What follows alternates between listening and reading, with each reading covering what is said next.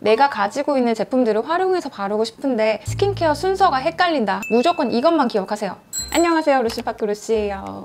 매일매일 수많은 제품들이 쏟아져 나오고 이 제품도 효과 좋고 이 제품도 효과가 좋다던데 여러 가지 제품들 중에 뭐부터 발라야 될지, 진짜로 내 피부에 맞는 스킨케어 루틴을 세팅하려면 어떻게 해야 되는지, 이런 거 궁금하신 분들을 위해서 오늘 준비했어요. 스킨케어 순서가 헷갈려서 검색창에 검색을 하다 보면 퍼스트 에센스, 토너, 세럼, 로션, 크림, 아이크림 뭐 이런 순서들이 나올 텐데, 이런 거는 머릿속에서 싹 지우세요. 이거 진짜 비밀인데, 한 제품을 가지고 에센스라고 이름 붙일 수도 있고 로션이라고 이름 붙일 수도 있고, 사실 이름 붙여서 팔기 나름이거든요. 그렇다면 왜 이렇게 할까요? 여러 가지 제품군을 나눠서 팔면 화장품 회사 입장에서는 팔 수 있는 제품군이 많아지니까 화장품 회사 입장에서 너무 이득이죠. 근데 우리는 필요하지도 않은 걸 굳이 이것저것 다 사서 바를 필요가 없다는 거죠. 화장품이라는 거는 아무리 여러 가지를 바른다고 해도, 아무리 흡수를 잘 시킨다고 해도 진피까지 들어갈 수는 없어요. 표피에만 작용을 하는 건데 그마저도 피부가 흡수할 수 있는 양의 한계가 있다는 거죠.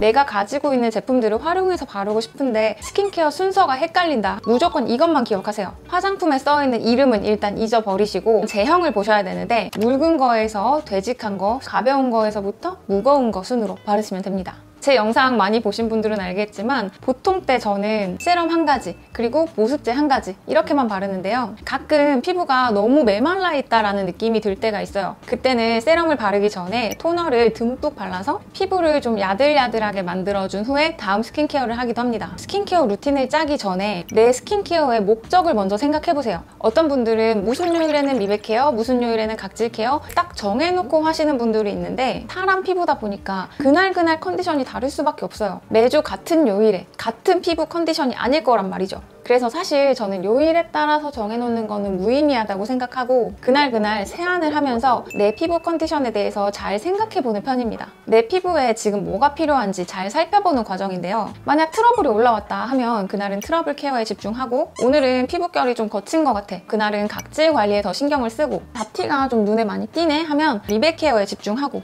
그러다가 외부 자극을 받았거나 컨디션이 안 좋거나 할 때 피부가 좀 따갑고 붉어질 때도 있거든요. 그럴 때는 피부를 회복하는 루틴으로 하시고, 이렇게 그날 내 피부에 뭐가 필요한지를 잘 살펴보시는 게 중요합니다. 상황별로 적용하는 스킨케어 루틴 같은 거는 제가 자주 보여드리니까 오늘은 대표적으로 필요한 성분 몇 가지만 알려드릴게요. 첫 번째로 건조하다 할 때는 가장 먼저 세라마이드를 떠올려 보실 수 있는데요. 세라마이드는 피부 지질 성분의 절반가량을 차지하고 있는 아주 중요한 성분이기 때문에 피부에 수분을 보유하고 피부 장벽을 지키는데 꼭 필요한 성분입니다. 그리고 색소 침착이나 잡티가 눈에 많이 띈다 할 때는 제가 정말 좋아하는 비타민C 성분 사용해보시면 좋은데요. 비타민C에는 순수 비타민C하고 비타민C 유도체 성분이 있는데, 제 경험상 순수 비타민C가 효과 면에서는 너무 뛰어나요. 근데 사용법이나 보관법이나 이런 게 좀 까다롭고 피부에 자극을 일으킬 때도 많거든요. 그래서 저는 비타민C 유도체 성분하고 번갈아 가면서 적절히 사용을 해주고 있습니다.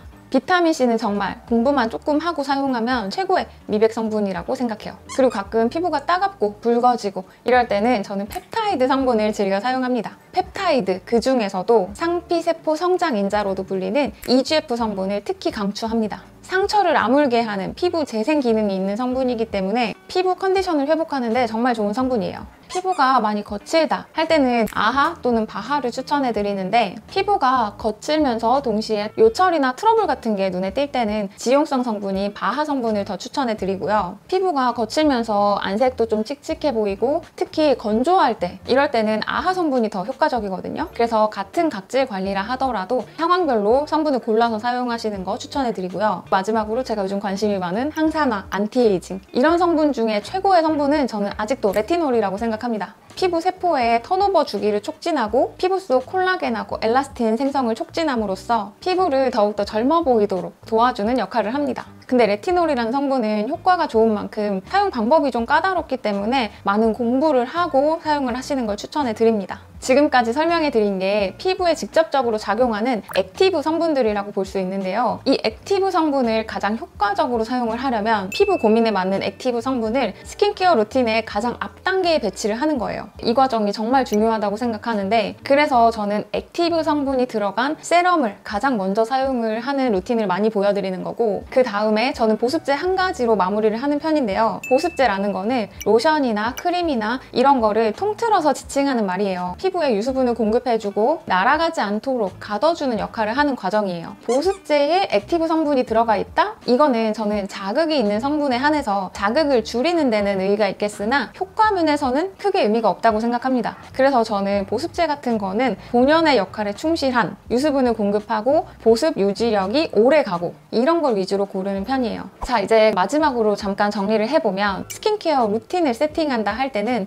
묽은 거에서부터 되직한 거 순으로 바르시면 되고, 내가 효과를 보고 싶은 부분이 있다 하면 최대한 그 성분이 들어간 제품은 앞단계에 사용을 하시는 걸 추천해드리고, 보습제로 마무리를 하셔라. 그리고 여러 가지 제품을 많이 바르기보다는 한 가지 제품을 여러 겹 레이어링해서 바르는 거를 추천해드립니다. 자, 오늘 이렇게 초심자분들을 위해서 스킨케어 루틴을 세팅하는 법을 알려드렸는데요. 궁금한 점 있으면 아래 댓글로 남겨주시고, 오늘 영상 재밌게 보셨다면 좋아요, 구독, 알림 설정까지 부탁드리고, 우리 루시파크에서 다음 영상으로 또 만날게요. 안녕!